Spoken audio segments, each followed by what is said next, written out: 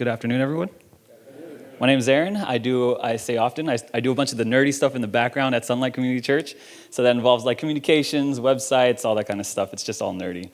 Today I want to talk about the Phygital world, how we have to understand that, what does it mean, what's it doing to us, and our response. That's not it. I got to push down. Aha, okay. So the run-up to COVID, March 11, 2020, the WHO declared COVID a pandemic. Lockdowns were imposed, economies tanked, travels were shut down, and all of us were stuck at home. And right now, as a result, 203 million people are infected by COVID, and connected tech became a normal part or a growing part of everyone's life.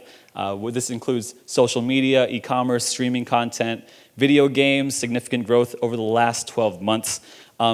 And so a little bit of statistics here, 7.8 billion people on the planet, 5.2 billion people own a smartphone, internet users 4.6, and active social media users 4.2 out of a 7.8 billion people. That is more than half of the world's population online. I mean, just kind of run the statistics through your head. That's what's happening. Now, let me just get some context into technology before we get it all up to here, because of a wide range of understanding of technology and our ages here, so it's okay, I understand. Hold up your thumb, everyone, please. Hold up your thumb. On your thumbnail, this guy who's Gordon Moore, CEO of Intel, the number of tech we could put on this size will double by the time next year.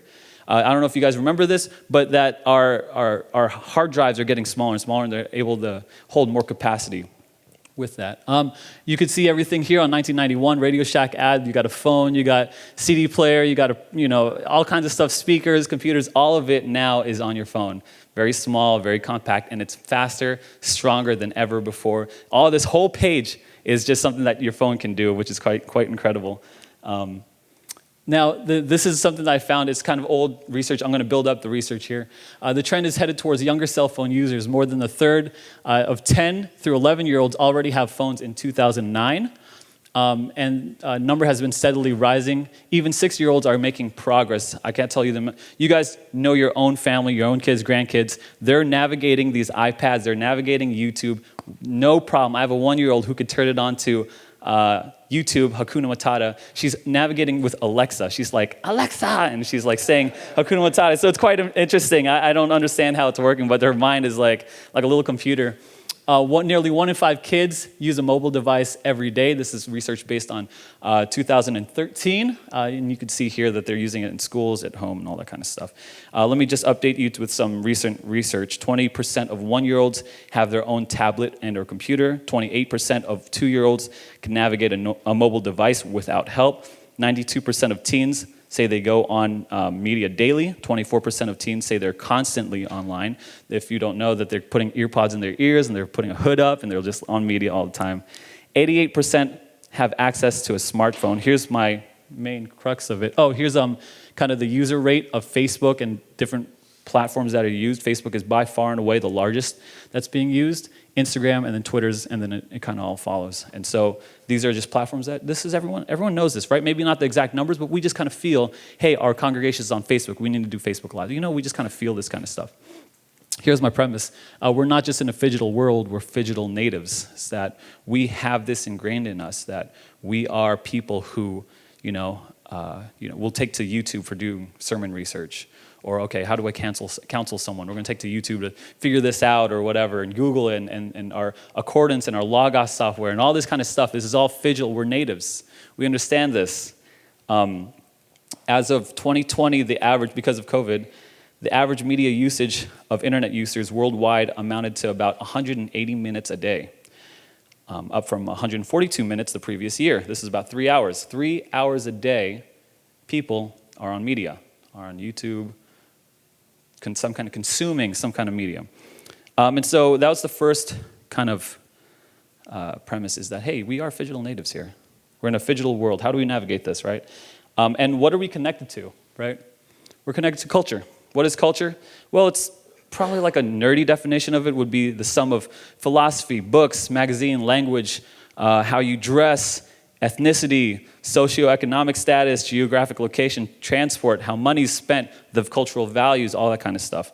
Let's play a game, and we're going to play the culture game that I like to play with a lot of people. I'm going to show up pieces of culture, and you tell me what is the worldview or value that's expressed. We're going to go fast because we don't have a lot of time here. Everybody loves big breasts. This is a Carl's Jr. ad. What are they using, right? This is not rocket science. This is an advertisement. Yeah, bacon, right? What, you know what I'm saying? Like, if you're a kid, if you're an adult, right? What is the cultural representation here? How about this one? It's a car commercial that something is linked intrinsically to your stats or your who you are. It's a vehicle, it's a car, what's going to go down in like 10 years and stuff like that. It's crazy. Here's the next one. This is magazines that you could just go down to. I'm from Florida. I call it Mamuyac, right? As mayor, right? Publix. You know, like guilt-free one-night stands, sex toys.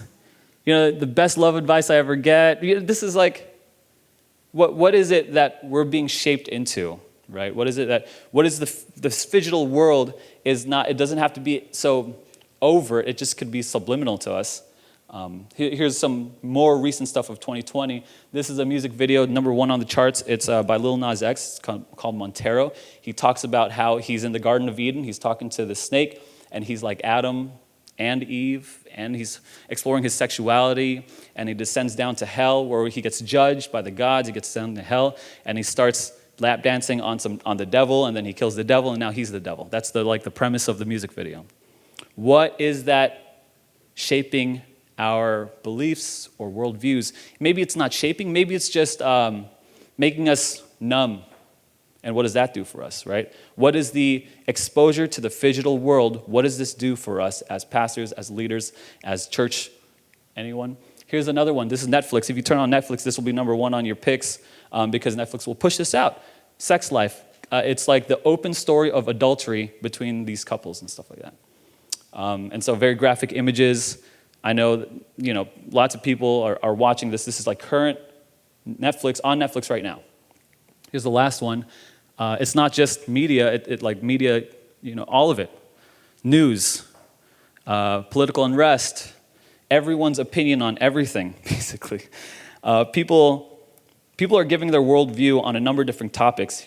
Here are the topics: goals, attitude, relationships, sex, authority, reality, and faith. Everyone's giving their opinion, their worldviews on all of these things. If it's not music, it's movies. It's not movies, it's a post.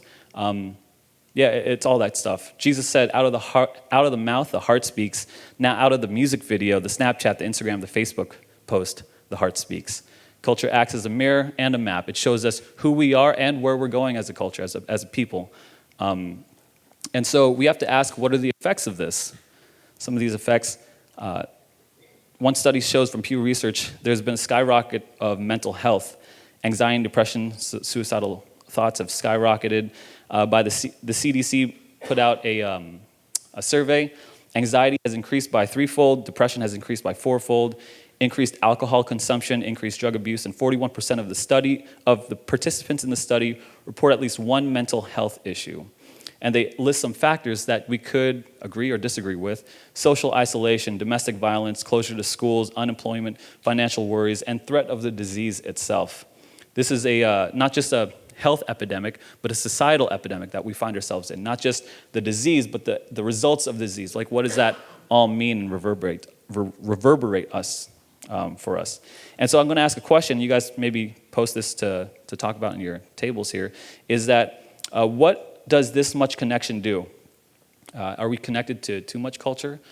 Maybe even, I heard someone put it like this, that we might be connected to, we might have a taste of what omniscience is with the internet. Knowing all things, seeing all things, omnipresence, like being everywhere at the same time. Are our little brains connected? Is that, can we handle that kind of stuff? Can we handle the whole world's depravity at our fingertips, viewing it all the time? And what does that do for us? Like, how does that shape us or not shape us? Or not just us, but our congregations as well. We know this word zeitgeist, the spirit of the age. Got some other quotes here. As pastors and leaders of churches, our job is to deconstruct or analyze To show how the Bible presents life, we must analyze how life is being presented today, deconstruct and rebuild in a biblical framework. All these messages that are coming at us, that's what we're supposed to do. A couple quotes from famous people. Every Christian needs to start their day with the Bible in one hand and a newspaper in the other. That's Karl Barth.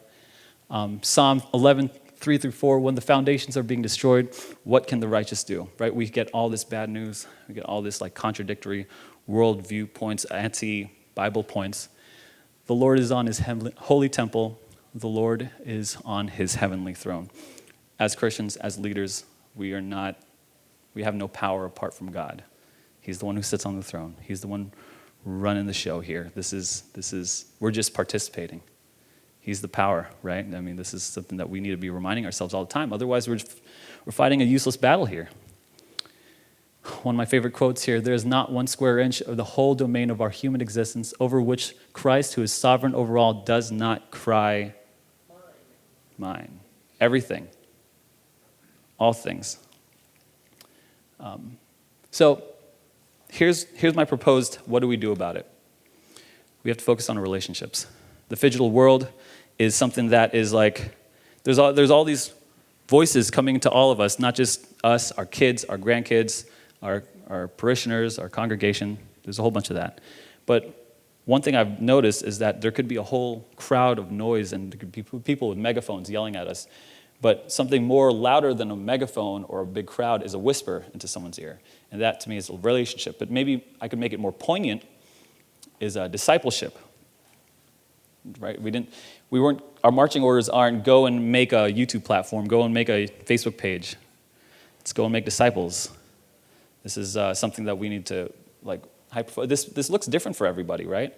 In a Phygital world, what is this? This is different for everyone's context, but I know the marching orders is still true for everybody in here, that we have to make disciples. This is how we spread, right? How we shoot off.